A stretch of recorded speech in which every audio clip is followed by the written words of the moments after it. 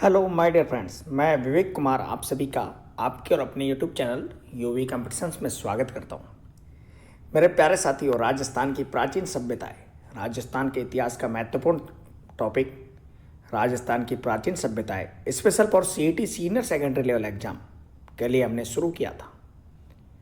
साथियों, राजस्थान की प्राचीन सभ्यताओं में हम कालीबंगा सभ्यता, आड़ सभ्यता, गणेश्वर सभ्यता और बालाथल सभ्यता पढ़ चुके हैं। आज का हमारा टॉपिक है बैराट सभ्यता। राजस्थान राज्य की प्राचीन सभ्यताओं में बैराट सभ्यता का अपना एक अद्भुत महत्व है। साथियों, बैराट सभ्यता में कौन कौन से साक्ष्य मिले उनके बारे में हम पढ़ेंगे। साथ ही जानेंगे कि बैराट सभ्यता कहाँ पर फली फूली, किस स्थान पर फली फूली और किस किसने इसकी खोज की थी। अत्यंत महत्वपूर्ण वीडियो है, special for CET senior secondary level exam. CET को सिलेबस करते हुए ये वीडियो बना है और साथियों ये 7वां वीडियो है हमारा। वीडियो देखे कंटिन्यू देखते रहें, डेली सुबह 9 बजे देखना ना भूले। साथियों, शुरू करते हैं राजस्थान की प्राचीन सभ्यताओं में बैराट सभ्यता। सबसे पहले बात की जाए बैराट की, तो बैराट जो है वो राजस्थान की राजधानी जयपुर से लगभग 85 किलोमीटर दूर है। आप जयपुर जाइए, जयपुर से NH8 पर चलिए, NH8 से कट मारकर विराटनगर आ जाइए। साथियों, प्राचीन ग्रंथों में इसका नाम विराटपुर मिलता है और वर्तमान में इसका नाम है विराटनगर। विराटनगर, बैराटनगर, विराटपुर, ये सारे इसी के नाम हैं। और ये प्राचीन समय यानी कि पुराने समय की बात करें तो पुराने समय में यह मत्स्य प्रदेश की राजधानी हुआ करता था। साथियों, बैराट का क्षेत्र लगभग 8 किलोमीटर लंबाई तथा 5 किलोमीटर चौड़ाई में फैला हुआ है और यह क्षेत्र आसपास में पहाड़ियों से घिरा है। किससे? अरावली की पहाड़ियों से घिरा हुआ है। साथियों, कस्बे के चारों ओर टीले ही टीले हैं। जो बैराट कस्बा है उसके चारों ओर आपको टीले टीले दिखाई देंगे। चारों तरफ पहाड़ियों से घिरा हुआ और चारों तरफ टीले टीले आपको दिखाई देंगे। साथियों, मेरे बैराट सभ्यता की बात करें तो बैराट सभ्यता बाणगंगा नदी के किनारे यह सभ्यता स्थल विकसित है। बैराट सभ्यता स्थल बाणगंगा नदी के किनारे विकसित है, यानी कि यहीं पर यह फला फूला और बाणगंगा नदी के किनारे इसका विकास हुआ। बैराट सभ्यता स्थल में ऊंचे ऊंचे टीले जो हैं उनकी खुदाई की गई थी और खुदाई से हमें निम्न साक्ष्य जो मिले थे उनके बारे में हम विस्तार से पढ़ेंगे। साथियों, बाणगंगा नदी की बात की जाए तो बाणगंगा नदी का उद्गम स्थल राजस्थान के जयपुर जिले में बैराट की पहाड़ियाँ हैं। यानी कि बाणगंगा नदी जो है वो निकलती कहाँ से? जयपुर जिले में बैराट की पहाड़ियों से। इस नदी को अन्य नामों से जाना जाता है। इसके अन्य नाम क्या क्या है? अर्जुन की गंगा, ताला नदी, रुणेडत नदी इत्यादि नामों से बाणगंगा नदी को जाना जाता है। और साथियों मेरे, इस नदी पर जयपुर में जमुआ रामगढ़ बांध बना हुआ है और भरतपुर में अंजना बांध बना हुआ है। जयपुर में जमुआ रामगढ़ और भरतपुर में अंजना बांध बना हुआ है। इसके अलावा बाणगंगा नदी राजस्थान के 3 जिलों में बहती है। कौन कौन से जिले? जयपुर, दौसा व भरतपुर। जयपुर, दौसा और भरतपुर जिले में बहने के बाद उत्तर प्रदेश राज्य के फतेहाबाद के पास यमुना नदी में मिल जाती है। उद्गम स्थल इसका राजस्थान में बैराट की पहाड़ियाँ, जयपुर की बैराट की पहाड़ियाँ, और समाप्ति कहाँ होती है? यमुना नदी में। और साथियों मेरे, बाणगंगा नदी राजस्थान राज्य की एकमात्र ऐसी नदी है जिसके उद्गम से लेकर विलय तक कोई इसकी सहायक नदी नहीं है। इसकी कोई सहायक नदी नहीं है। साथियों, बाणगंगा नदी जो है उसी के किनारे पर किसका उद्गम स्थल है? कौन सी सभ्यता विकसित हुई? बैराट सभ्यता। तो इसलिए हमने बाणगंगा नदी के बारे में जाना। साथियों, बैराट सभ्यता के प्रमुख स्थलों की बात की जाए तो बीजक की पहाड़ी, भीम जी की डूंगरी, महादेव की डूंगरी, गणेश डूंगरी। गणेश डूंगरी में क्या है? यहाँ से खुदाई में पूर्व मौर्यकालीन और मौर्यकालीन सभ्यताओं के अवशेष मिले हैं। और बैराट सभ्यता का जो काल है वह लोह युगीन काल है, जिसका समय 600 ईसा पूर्व से 1 ईसा पूर्व तक है। बैराट सभ्यता का जो काल है वो लोह युगीन काल की यह सभ्यता है और इसके प्रमुख स्थलों में बीजक की पहाड़ी, भीम जी की डूंगरी, महादेव की डूंगरी, गणेश डूंगरी इत्यादि हैं। साथियों, बात करते हैं बैराट सभ्यता स्थल के खोजकर्ता और उत्खननकर्ताओं की।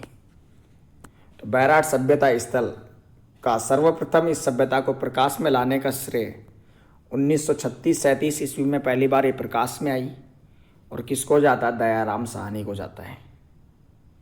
1936-37 ईस्वी में दयाराम साहनी ने इस सभ्यता को प्रकाश में लाया गया था। साथियों, दयाराम साहनी ने बीजक की डूंगरी पर पुरातात्विक उत्खनन किया था और इस सभ्यता की खोज की थी। उनके बाद सन 1962-63 में नीलरतन बनर्जी व कैलाशनाथ दीक्षित द्वारा इस स्थल की वापस से दोबारा से खुदाई की गई। तो पुनः उत्खनन कार्य कब हुआ? 1962-63 में। इसके खोजकर्ता कौन थे? दयाराम साहनी। खोजी कब गई? 1936-37 ईस्वी में। तो साथियों मेरे, खोजकर्ता और उत्खननकर्ता कौन कौन? खोजकर्ता दयाराम साहनी, उत्खननकर्ता नीलरतन बनर्जी व कैलाशनाथ दीक्षित। साथियों, डॉक्टर सत्य प्रकाश ने इस सभ्यता के बारे में कहा था कि आज़ादी के बाद कुछ हमने पाकिस्तान को देकर खोया है, उससे कहीं अधिक इस बैराट सभ्यता को खोजकर पा लिया है। डॉक्टर सत्य प्रकाश ने इसके बारे में कहा था कि आज़ादी के बाद जो कुछ हमने पाकिस्तान को देकर खोया है, उसमें से कहीं ज़्यादा हमने बैराट सभ्यता को खोजकर पा लिया है। साथियों मेरे, आइए बात करते हैं बैराट सभ्यता से प्राप्त साक्ष्य और इस सभ्यता की विशेषताओं की। साथियों, बैराट सभ्यता की बात करने से पहले हम बात करते हैं महाजनपदों की, क्योंकि महाजनपदों का उल्लेख भी इस सभ्यता में है। साथियों, प्राचीन काल में भारत में कितने महाजनपद थे? 16। प्राचीन काल में भारत में 16 महाजनपद थे, जिनमें से 2 महाजनपद राजस्थान राज्य से संबंधित थे। कौन कौन से? मत्स्य महाजनपद और सूरसेन महाजनपद। मत्स्य महाजनपद जिसकी राजधानी थी विराटनगर, इसी विराटनगर को आधुनिक बैराट के नाम से भी जाना जाता है। और मत्स्य जनपद में 3 जिले आते थे, जयपुर, अलवर, भरतपुर।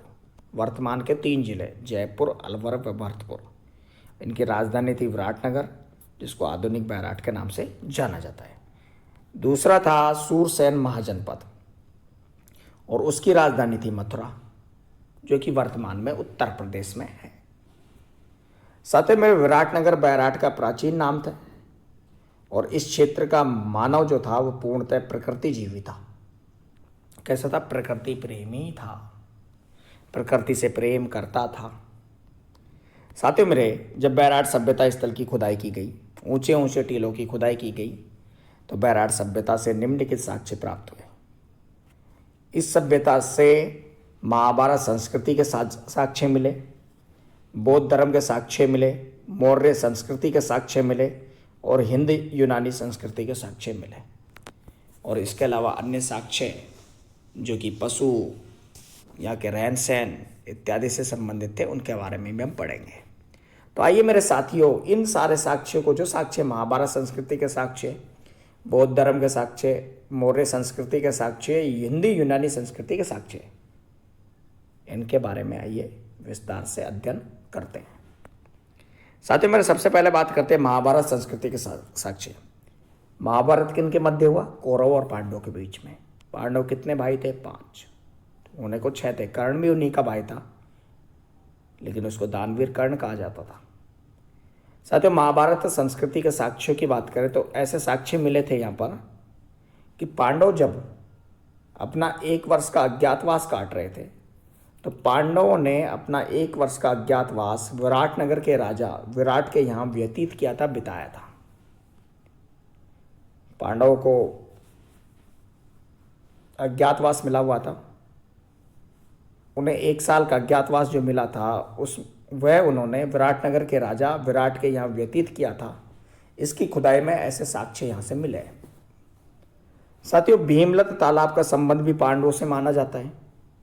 भीमलत जो तालाब है, उसका संबंध भी किससे मानते हैं? पांडवों से मानते हैं। और अलवर जिले में पांडुपोल भी है, उसका संबंध भी पांडवों से ही माना जाता है। साथियों, भीम पहाड़ी से पाषाण के शस्त्र बनाने के कारखाने प्राप्त हुए हैं। तो महाभारत संस्कृति के साक्ष्य तो मिले मिले, और उसके साथ साथ किसके साक्ष्य मिल गए? बौद्ध धर्म के साक्ष्य भी यहाँ मिले। साथियों, बौद्ध धर्म के साक्ष्यों की बात करें तो वर्ष 1909 में बैराठ में से एक गोलाकार बौद्ध मठ के अवशेष प्राप्त हुए। कैसे? गोलाकार बौद्ध। अशोक कालीन बौद्ध मंदिर व स्तूप मिले हैं जिनमें पत्थर के स्थान पर लकड़ी के स्तंभ और ईंट का प्रयोग किया गया था। कैसे? अशोक जो थे, सम्राट अशोक के समय के बौद्धकालीन मंदिर व स्तूप मिले हैं जिनमें पत्थर के स्थान पर किसका प्रयोग किया गया था? लकड़ी के स्तंभ और ईंट का प्रयोग किया गया था। साथ ही मेरे जयपुर नरेश सवाई राम सिंह के शासनकाल में एक स्वर्ण मंजूषा भी मिली जिसमें भगवान बुद्ध के अवशेष मिले हैं। और साथियों, बौद्ध धर्म से संबंधित जानकारी प्राप्त करने के लिए 634 ईस्वी में चीनी यात्री हनसांग ने इस क्षेत्र में 8 बौद्ध स्थान देखे थे जिनमें से 7 का अभी तक पता नहीं चल पाया है। ये साक्ष्य भग्नावशेष अवस्था, जर्जर अवस्था में थे, और इस अवस्था के लिए हनसांग हूण शासक मिहिर कुल को जिम्मेदार मानता है। साथ ही मेरे बैराठ में वर्ष 1999 में बीजक की पहाड़ी से बौद्ध मंदिर के अवशेष प्राप्त हुए हैं। मंदिर के अवशेष भारत में पहली बार यहीं पर प्राप्त हुए थे, इसी स्थान पर मिले थे, बैराठ में। तो इस तरह से बैराठ राजस्थान में बौद्ध धर्म का सबसे प्राचीन केंद्र है। बौद्ध धर्म का सबसे प्राचीन केंद्र कौन सा है? बैराठ, राजस्थान राज्य में। साथ ही मेरे इसके अलावा मौर्य संस्कृति के जो साक्ष्य मिले, तो मौर्य समाज जो था उसका जो समय था वह 322 ईसा पूर्व से 184 ईसा पूर्व तक का समय था। बीजक पहाड़ी जो थी, बीजक पहाड़ी से मौर्य शासक अशोक का भाबरू, यानी कि जिसको कहते हैं भाबरू का शिलालेख प्राप्त हुआ है, और जिसकी खोज 1837 ईस्वी में कैप्टन बर्ट ने की थी। बीजक की पहाड़ी जो थी जिसका उल्लेख किसमें मिलता है? बैराठ सभ्यता में। वहाँ से अशोक का शिलालेख, जिसको भाबरू का शिलालेख कहते हैं, वो प्राप्त हुआ है। अशोक मौर्य शासक था, तो मौर्य संस्कृति के साक्ष्य यहाँ पर मिले। बौद्ध धर्म के साक्ष्य यहाँ पर मिले क्योंकि अशोक बौद्ध धर्म का अनुयायी भी था। जब भाबरू का शिलालेख मिला तो इससे ज्ञात हुआ कि अशोक बौद्ध धर्म का अनुयायी था, और भाबरू के शिलालेख की जो खोज की थी वो 1837 ईस्वी में कैप्टन बर्ट ने की थी, बीजक पहाड़ी से। साथ ही मेरे 1840 ईस्वी में भाबरू शिलालेख को चट्टान से काटकर Asiatic Society of Bengal Kolkata के संग्रहालय में ट्रांसफ़र कर दिया गया था। वर्ष 1872 में क्लाइस ने भीम डूंगरी से भाबरू के द्वितीय शिलालेख की खोज की थी। बीजक की पहाड़ियों से पहला शिलालेख मिला, भीम डूंगरी से दूसरा शिलालेख मिला भाबरू का, और भाबरू शिलालेख से गोहत्या पर प्रतिबंध का उल्लेख मिलता है। भाबरू शिलालेख जो था उस पर लिखा हुआ था कि गोहत्या करना पाप है, गाय हमारी माता है, गोहत्या करना पाप है। तो गोहत्या पर प्रतिबंध का उल्लेख भी किससे मिलता है? भाबरू शिलालेख से। साथियों, जो द्वितीय शिलालेख मिला था भीम डूंगरी से, उसकी भाषा थी प्राकृत भाषा, और उसकी लिपि जो थी, लिखी हुई लिपि जो थी वह ब्राह्मी लिपि थी। साथियों मेरे, इसके अलावा हिंद यूनानी संस्कृति के साक्ष्य भी यहाँ से प्राप्त हुए। हिंद यूनानी की संस्कृति के साक्ष्य, खुदाई तो की गई थी मेरे भाइयों, जब खुदाई की गई थी तभी तो साक्ष्य मिले थे। तो मेरे प्यारे दोस्तों, साक्ष्य किसके मिले? हिंद यूनानी संस्कृति के साक्ष्य और मिले थे यहाँ से। तो यहाँ से 36 चांदी के सिक्के प्राप्त हुए। 36 में से 28 सिक्के हिंद यूनानी राजाओं के हैं। उन 28 में से 16 सिक्के मिनेंडर राजा, प्रसिद्ध हिंद यूनानी राजा के मिले, और शेष बचे 8 सिक्के प्राचीन भारत के सिक्के या आहत पंचमार्क सिक्के हैं। साथियों, बैराठ सभ्यता के ये अवशेष हमें मिले थे, यानी कि महाभारत संस्कृति का यहाँ से पता चला, बौद्ध धर्म के अवशेष यहाँ मिले, मौर्यकालीन सभ्यता का यहाँ से पता चला, मौर्यकालीन संस्कृति का अवशेष यहाँ से मिले, हिंद यूनानी संस्कृति का अवशेष यहाँ से मिले। इसके अलावा अन्य साक्ष्य भी यहाँ से मिले थे। जब यहाँ की खुदाई की गई थी, इस स्थान पर जब खुदाई का कार्य, उत्खनन का कार्य किया गया था, यहाँ से अन्य साक्ष्य और मिले थे। और वो साक्ष्य क्या क्या थे उनके बारे में भी हम जानते हैं। साथियों, बैराट सभ्यता के काल में मानव चक पर मृदभांड बनाने लगा था, यानी कि चाक का उपयोग करता था और क्या बनाता था, मिट्टी के बर्तन बनाता था तथा इन पर उकेरण विधि द्वारा अंकन किया जाता था। खाद्यान्नों में यहाँ पर गेहूं एवं चावल का उत्पादन किया जाता था। ये पशु प्रेमी भी थे। यहाँ के जो मनुष्य था वो प्रकृति जीवी तो था ही, तो पशु प्रेमी भी था।